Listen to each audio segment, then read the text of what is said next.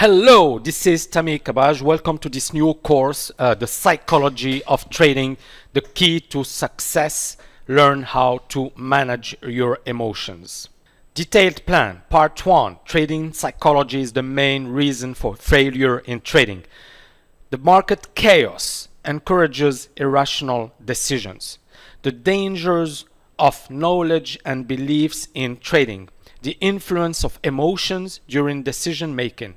Dynamic psychological biases and the main errors you should banish from your trading. So basically, we will really study the main reason for failure in trading, and it is important before studying part 2, the optimal state to operate on the markets. So 1, manage your emotions and acquire particular qualities. 2, trading is not a natural process. 3, the trader must accept responsibility for his decisions. 4, how to perform at the best level. 5, what you should learn from the best traders of all time. Part 3, strive for excellence in trading. Like for sports or any other activity, you have to strive for excellence.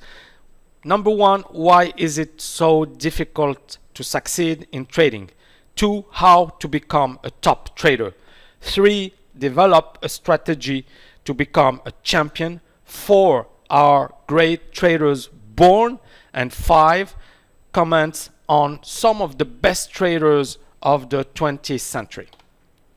First part, trading psychology is the main reason for failure in trading. Presentation. Psychology is probably the most critical dimension in trading. It alone may determine failure or success. A brilliant analyst who manages his emotions poorly will never last very long on the markets. Therefore, it is key to understand the main reasons for trading errors. Chapter 1. The market environment may encourage irrational decisions. Plan. 1. The hostile environment may trigger irrational decisions. 2. The main excuses given by losing traders. 1. The hostile environment may trigger irrational decisions. Why financial markets may lead to irrational decisions? First, it is an unlimited environment. It's really unlimited. You can do whatever you want on the markets. 2. The search for certainty. 3. Dependence on random awards. And 4. Total freedom. We will study these elements.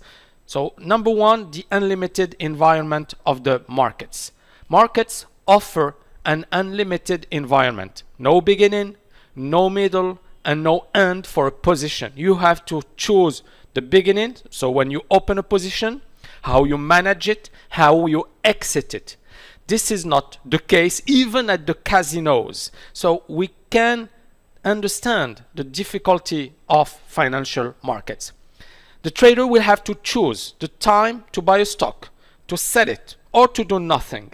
This is an uncomfortable situation because in a regular job, the environment is structured and we have control over the situation.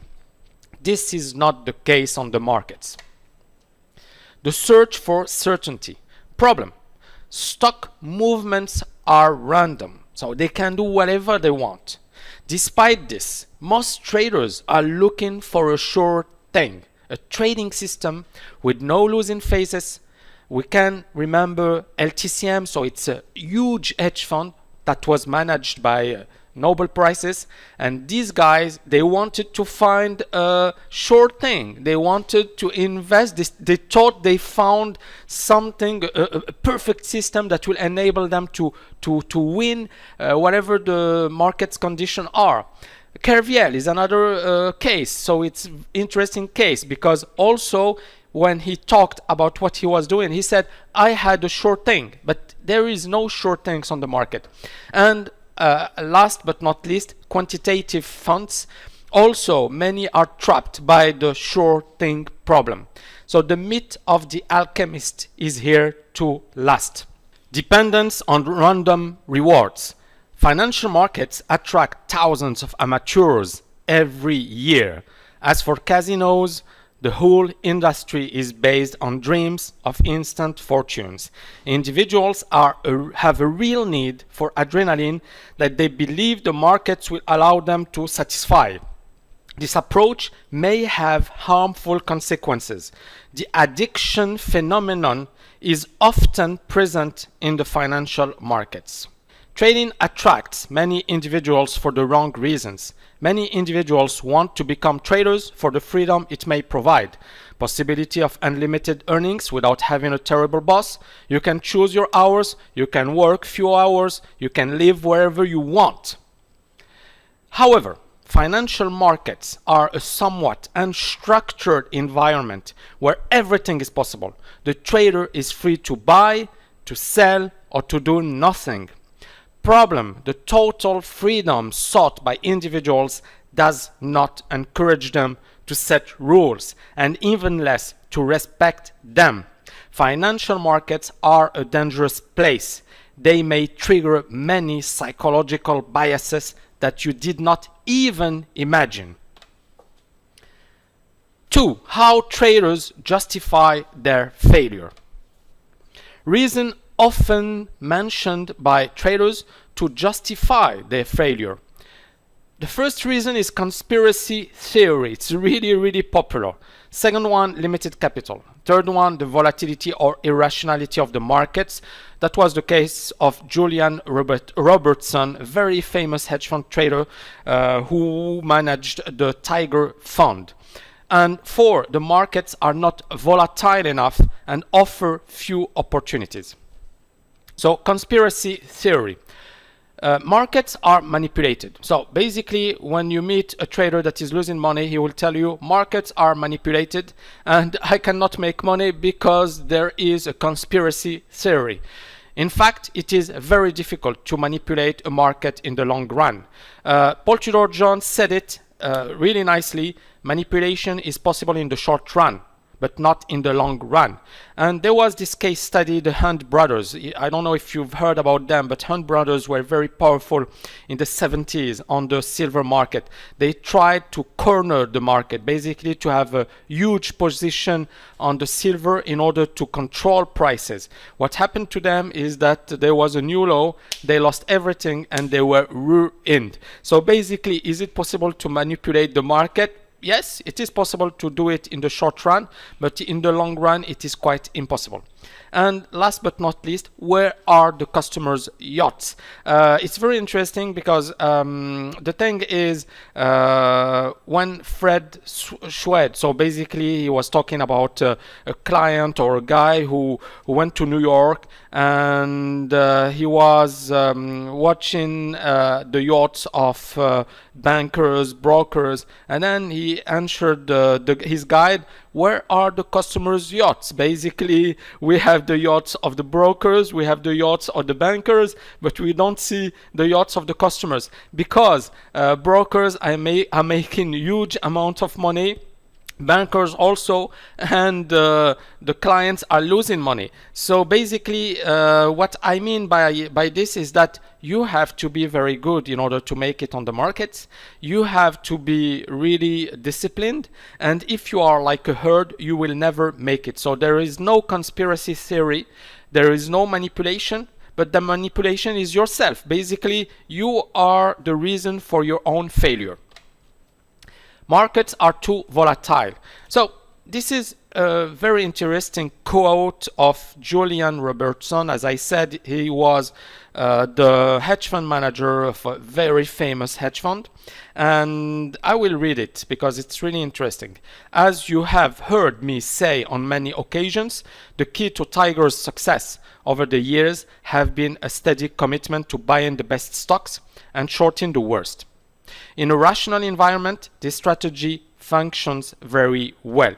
The purpose in an irrational market where earnings and price considerations take a back seat to mouse clicks and momentum, such logic as we have learned, does not count much. What happened to Julian Robertson? Because now he's talking about an irrational market, and he said in a rational environment, this strategy functions well. Basically, the strategy that consists of buying undervalued stocks and selling overvalued stocks. So in a rational environment, that is great. But in an irrational environment, it's not the case anymore. But I would like to say to Julian Robertson, the markets are often irrational, and you have to understand it. So it's quite weird that a great hedge fund managers do not understand it. Psychology was always on the market. It's not something new. It always existed. So it is important for you to understand it and not to be trapped by these reasons and say, okay, I'm not making money because there is a conspiracy theory, because markets are too volatile, they're not very volatile, because this, because of that. No, the main reason is, have I done the job? Am I good enough? Do I have the necessary discipline? And is the job done? That's it. Ask yourself the right questions. So markets offer few opportunities. So this is another reason markets are not volatile. So markets offer few opportunities. It is difficult to capitalize on opportunities. No need to trade if the market does not offer many opportunities. And many traders will explain their counter-performance by the market situation. This is not my fault. It's the market's fault.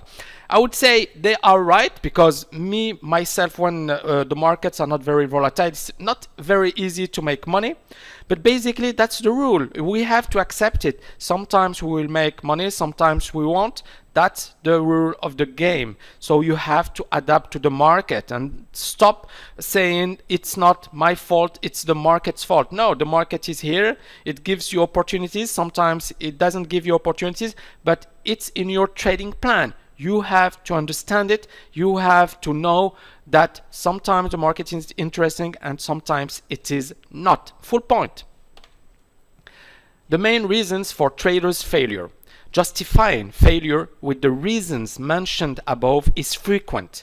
However, failure is often linked to the following errors: inefficient or non-existent trading system, laziness of the trader, for instance, no psychological preparation, limited capital. So these are the main reasons for traders' failure.